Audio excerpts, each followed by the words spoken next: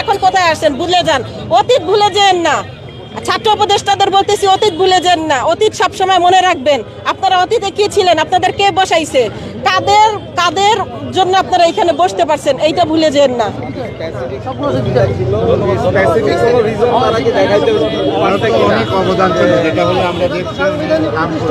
উনি প্রতিটা তারেক ভাই যতগুলো বড় বড় মামলা আছে উনি দেখবেন 1 নাম্বার 2 নাম্বার 3 নাম্বার আসামি উনি আছেন। তারেক ভাই মেট্রো রেলের থেকে শুরু করে, হ্যাঁ তো হ্যাঁ টিভি সেন্টার এগুলো তো না অনেকের বিরুদ্ধে থাকলেও উনি কিন্তু জুলাই আন্দোলন হিসেবে না। তার আগে দেখেন যতগুলো আন্দোলন আছে আপনার, এই কোটা আন্দোলন থেকে শুরু করে স্বৈরাচার তাড়ানোর বিরুদ্ধে যতগুলো আন্দোলন আছে ওনাকে দেখছেন। ইন্ডিয়া আউটের বিরুদ্ধে যত ক্যাম্পেইন করছে 1 নম্বরে কিন্তু উনি ছিল। আচ্ছা ভাই, 2018 কোটা আন্দোলনের মূল ব্যক্তি কে ছিল? জানেন এটা?